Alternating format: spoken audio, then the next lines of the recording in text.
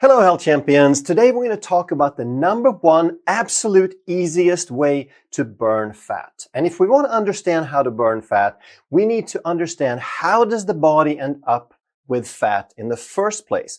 And the reason is not that you eat too much fat, because fat is just a form of fuel. It's a natural fuel for the body. But so often you hear that you get fat because you eat too many calories, and fat has the most calories, and that's why you get fat when you eat fat. That is not how it works.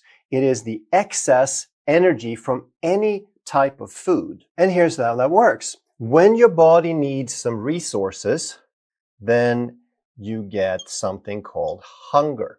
And then you can store the excess energy from that. So if you eat something terribly unhealthy, like 1,000-calorie milkshake, that milkshake's going to be absorbed and work its way through your bloodstream and into the cells and into storage within 2 to 3 hours.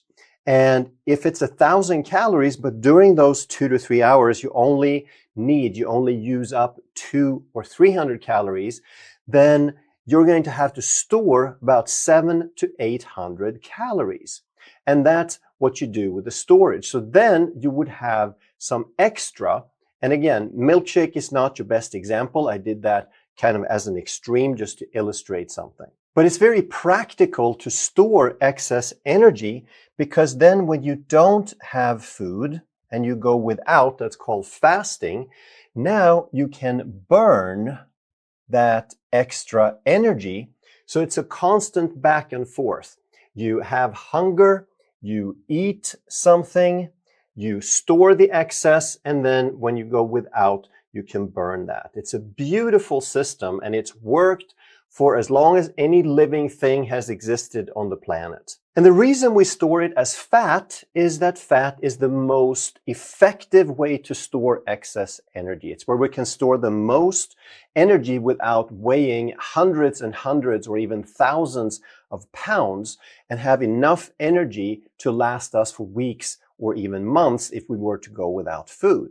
So if you have a lot of fat on your body, it is simply because you ate too much. And don't get me wrong, there's no judgment here. I'm not trying to say that you're a glutton or you have no willpower. There's many, many reasons why you would store extra fat and why you would eat too much. And we're going to go over a lot of those. But the reason I'm bringing this up is we need to understand why you did that. What sort of circumstances created that behavior? And the first thing that we need to understand is that you cannot store fat, you cannot make fat without a hormone called insulin. It's a fat-storing hormone.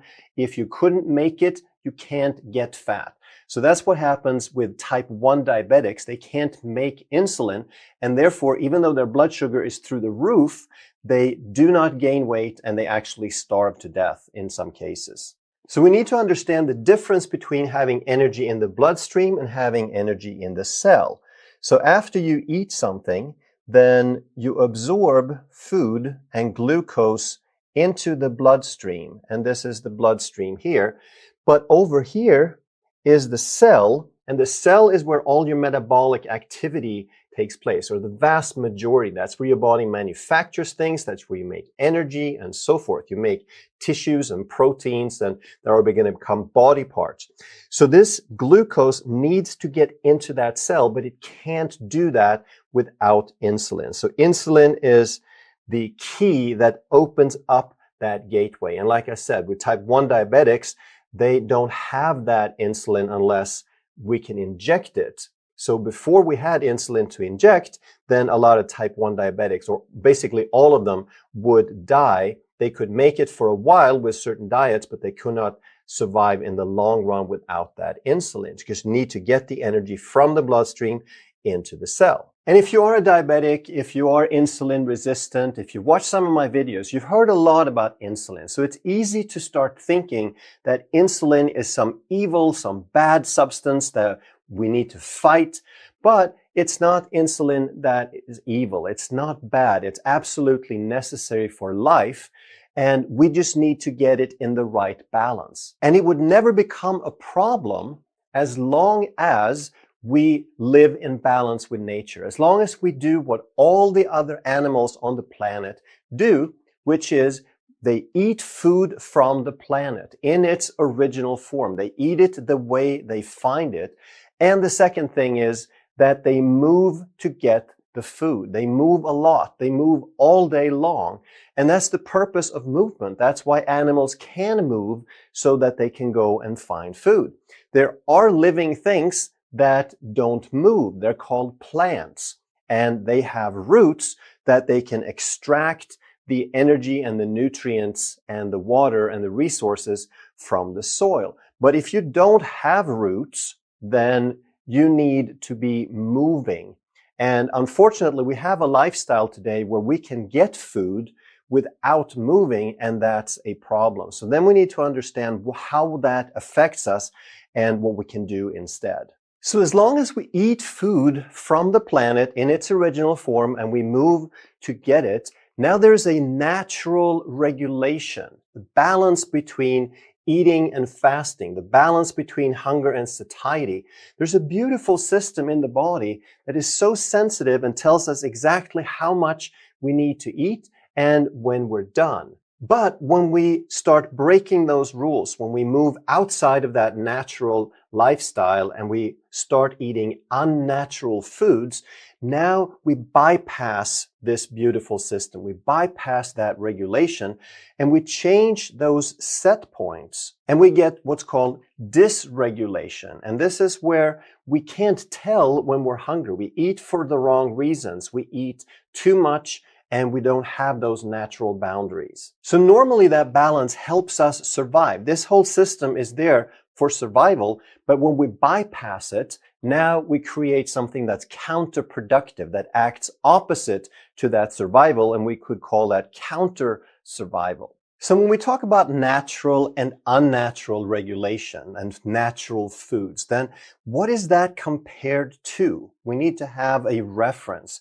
And my reference is the early humans, our ancestors. So I went to the encyclopedia to figure out what that means. And it's Homo sapiens, that's modern humans, Homo sapiens, the species that includes all modern humans, evolved in Africa around 300,000 years ago. And the reason we compare ourselves to them is that their DNA is 99.9% or more identical to our DNA. And that's the DNA that codes for all the enzymes that are going to help break down the food. So when you put food in your body, you can't digest that without enzymes. You can't use that food without enzymes. And if you have the same DNA, then you have the same enzymes and you're supposed to eat the same type of food that they ate. Those are the systems that developed for millions of years prior to Homo sapiens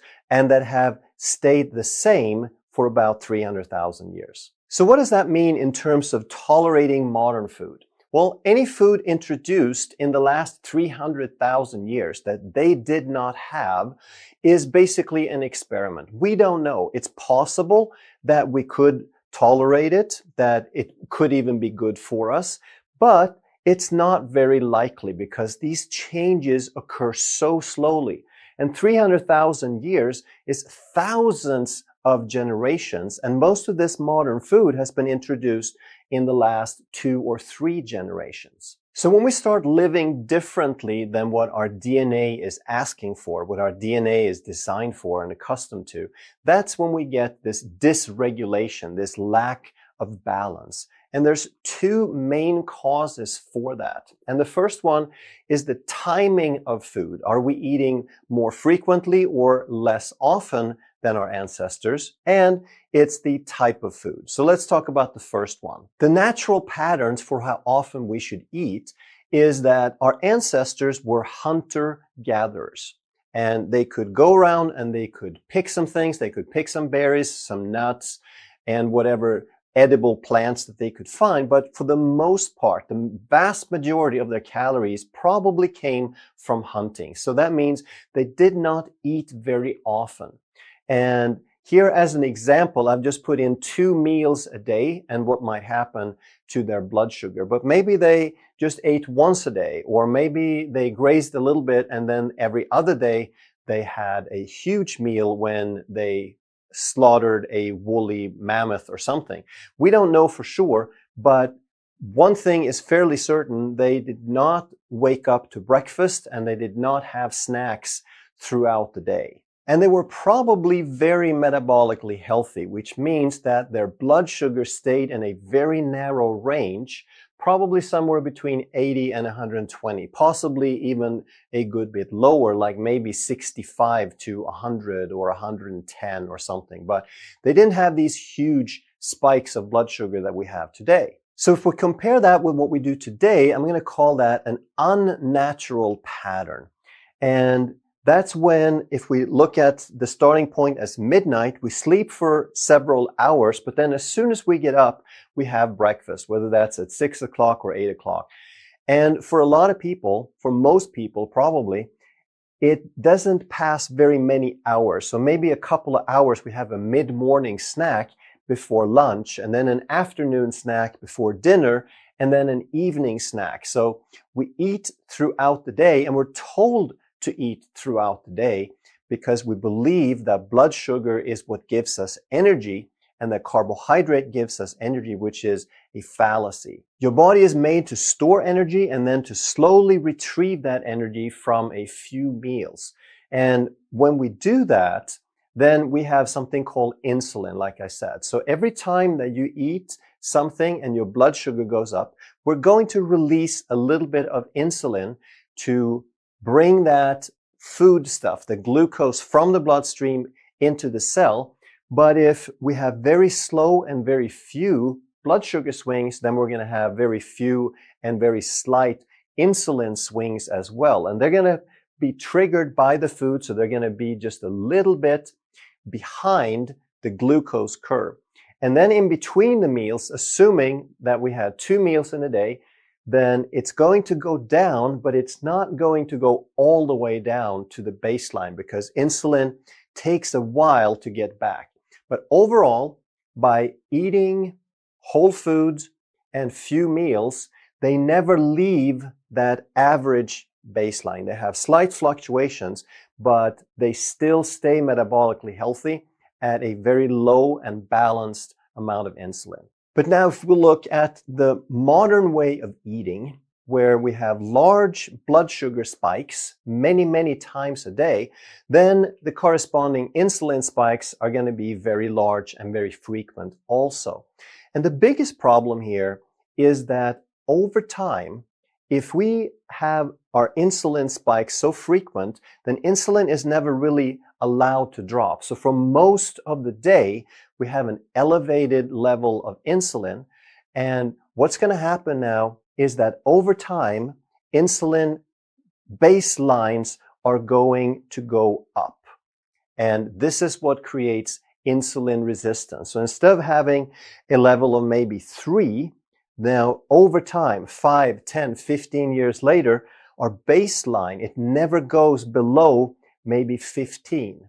And this is where we start getting metabolic disease and insulin resistance. And here's why this is so critically important to understand, because high insulin leads to insulin resistance. Whenever something is really high chronically, your cells start resisting it. Your body adapts by creating insulin resistance. And one thing now that happens is you get hungry, and we'll talk a little bit more about that also. High insulin also blocks fat burning because insulin is a fat storing hormone. And if there's no way for us to burn fat while insulin is really high, then in order to burn fat, we must break that insulin cycle. Because here's what's happened with this dysregulation, that if we are insulin sensitive, if we're metabolically healthy, now we can store fat, we can store excess energy, and that happens at a certain amount. There's a certain momentum to do that. And then there's an equal momentum in the other direction for how much our bodies have a tendency to burn this fat again. So it's like a revolving door. That's the way it's supposed to happen.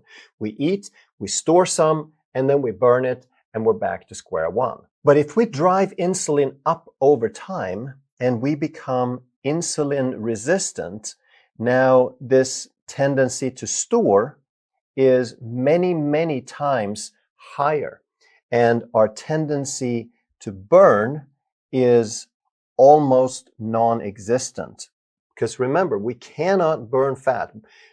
Insulin, high levels of insulin locks in the fat. It pushes this equation, this equilibrium in one direction only. So it's not about eating fewer calories per se. It's about eating fewer things that stimulate insulin.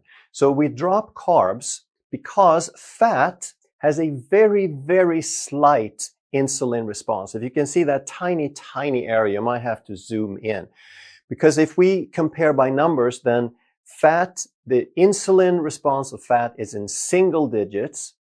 With protein, it's in double digits. And with carbohydrates, it's in triple digits. So if carbohydrates is 100, protein is about 10, 15, 20. Fat is single digits, like 2 or 3 or 4. And the second way to reduce insulin is to eat fewer meals. Reduce the number of meals, because every time you eat, you spike insulin. So if you eat fewer meals, then there's fewer spikes. And if you eat your meals in a shorter period of time, if you only eat 1 meal a day, then there's 24 hours to the next one. If you eat 2 meals and you put them in a 6 to 8 hour period, now there are longer periods of no food, and that means during that time we allow insulin to drop. And that simply means that your body knows how to use fat for energy, for fuel. So there's basically 2 types of fuel. Your body can use protein, but there's so many mechanisms in place to prevent that from happening. So as long as there's carbs and fat available, your body is going to burn that for fuel. And your body is very, very adaptive. So simply put, if you reduce one, like carbs, then your body will tend to increase the dependence on others. You're more likely to burn fat if you reduce carbs. But there's a couple of points here, because it doesn't work exactly the same way the other way. Because if, for example, if you ate 50% of your calories from carbs and 50% of your calories from fat, would that mean that you were balanced, that you were 50-50 on carb versus fat adaptation, that your body was equally likely to use both types of fuel? And the answer is absolutely not. And the reason is that carbs raise blood sugar. Carbohydrates become blood glucose, and therefore they must be processed first. Your body is not in a hurry to get rid of the fat. If you eat 50-50 and you have half the calories in the bloodstream as fat and half as glucose, your body is in no hurry to get rid of the fat, but it has to get rid of the glucose very, very quickly, because it's so important to keep that glucose in a very narrow range, because high glucose and very low glucose are extremely dangerous. And the second reason is that the carbohydrates you eat not only have to be processed first, but they also stimulate insulin, and insulin blocks fat burning. Insulin is a fat storing hormone. So because carbs increase insulin, now carbs are also going to block the usage of fat. And here's another key that most people don't realize. Because high insulin levels block fat burning, that means you can't retrieve those calories, that energy from fat as readily, and this is going to make you very hungry. Because if you store all that fat but your body can't get to it, now you have to eat more. So the solution, therefore, would be to reduce the amount of carbohydrate, which will reduce the amount of insulin, and this is how you break that vicious cycle. With less insulin, now you can access the fat and you can start returning to balance. And this is what's called fat adaptation. And it simply means that if you don't eat so many carbs all the time that have to be processed first, now your body returns the metabolic pathways, up-regulates the enzymes and the pathways to use the fat, and that lower insulin allows you to access the fat. So fat adapted simply means that your body knows how to use fat for fuel again. And the reason this works so well is that once you're fat adapted and you can use fat and you keep the carbohydrates low enough that this happens, now you have long-lasting fuel. Carbohydrates bounce up and down every couple of hours. Fat doesn't do that. And if you have a reserve of fat on the body, now you can eat some of your food off the plate and you can eat the rest of the food in terms of energy from the body. And because it doesn't fluctuate all the time, it gives you stable energy and you therefore have less hunger. Because if your energy is stable, you don't need to run and look for food and to stimulate your blood sugar and raise your blood sugar all the time. As a result, obviously now you can go longer between meals, and this helps you eat less and burn fat. It helps you eat less because now you have a resource on your body that can provide energy. So the number one absolute easiest way to burn fat is simply to work with your body, to allow the body to do what it's supposed to do and to provide the resources that it's supposed to have. And that simply means to get healthy. And that's the beauty of this, that it's not a short-term fix. It's not a magic pill. It's not something that's going to rebound 3 weeks later when you get tired of it. It means that you get healthy by providing the natural conditions and circumstances and resources that your body is designed to have by natural law. And I often call that the triad of health. And we illustrate that with a triangle. And it simply means eat better, which is the chemical aspect, the nutritional aspect. It means move better, which is the structural or mechanical aspect, meaning we need movement. And then it means think better. That's the emotional or the stress reduction aspect of it. And then what is the best diet to accomplish all of this? But it's not a single diet. It's not a label. It's not a program. It is any type of food, whole food, that provides nutrients, that gives us the resources we need, the building blocks and the energy, the essential amino acids, the essential fatty acids, the vitamins, and the minerals, but at the same time doesn't cause a bunch of blood sugar swings to upset our metabolic balance, and something that satisfies you, something that gets you full with less amount of food than you have been eating if you want to lose weight. And something that normalizes the regulation that we talked about and therefore prevents overeating. So I mentioned this a number of times, and obviously we're talking about real food, whole food, the way it came off the planet with minimal processing. And now if we compare to our ancestors, should it be ketogenic? Should it be so low that our body generates ketones? Well, not necessarily, but for sure, our ancestors were in a state of ketosis for a long period during the year. During the winter, they probably didn't have many plant foods unless they lived on the equator. So humans for sure have been keto adapted for a large part of our existence. But it doesn't mean that you have to be ketogenic all the time, but some of the time would be okay. And a little less strict than a ketogenic diet would be a low-carb, high-fat diet. And this is typically where you eat probably less than 50, maybe less than 30 grams of net carbohydrates per day. You eat moderate protein and the rest of it is fat. And this works for most people because this creates a lot of satiety, especially for people who have become insulin resistant and already sort of moved out of that balanced state. But it's not a one-size-fits-all because we respond differently to different things. We get satiated and full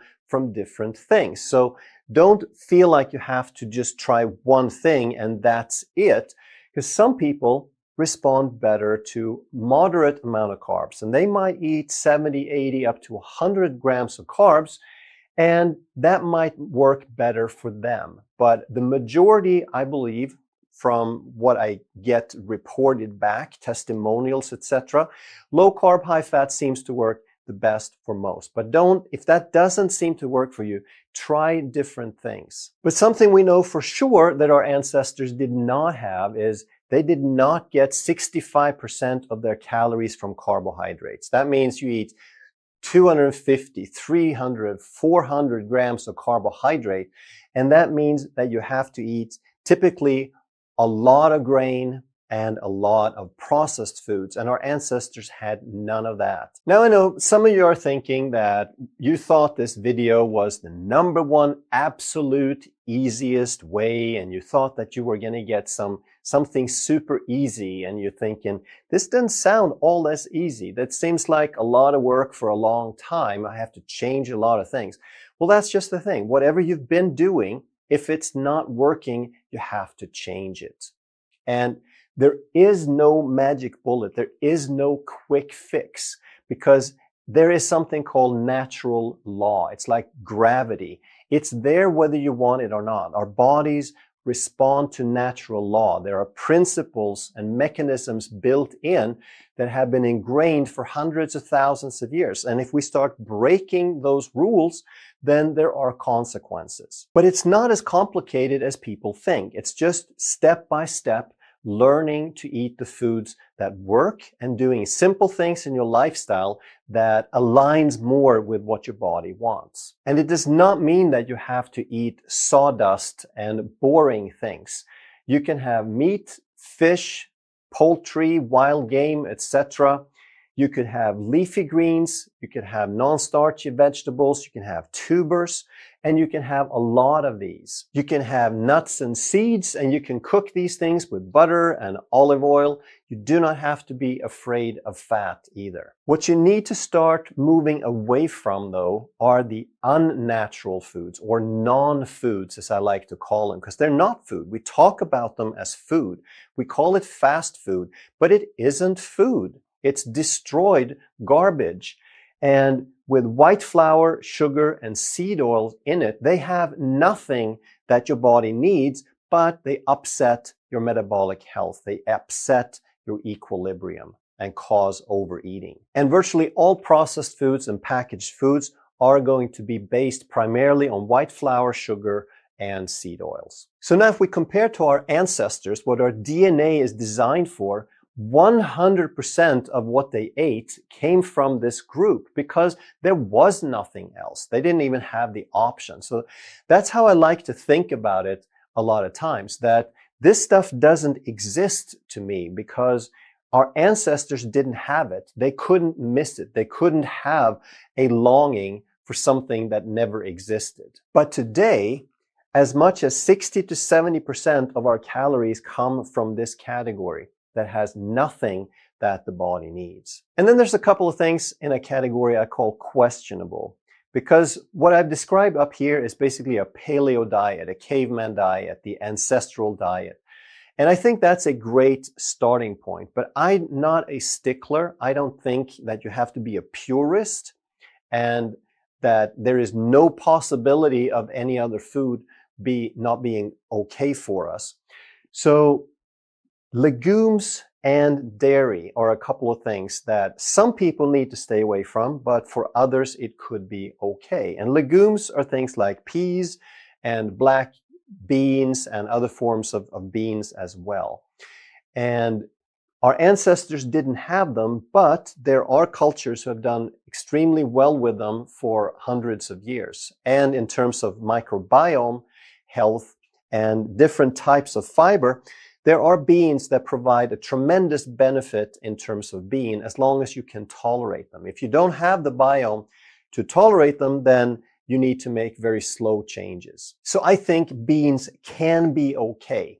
Now remember though that they're not extremely high or very low carb. They're kind of in between. So if you need to keep your carbs very, very low, then you want to keep beans to a minimum also. And then the other thing is dairy, because that's only been around for about 10,000 years and our ancestors didn't have them, but we have done well with them for thousands of years in some areas of the world. So Scandinavians, for example, tend to do relatively well, whereas Asians tend to do quite poorly.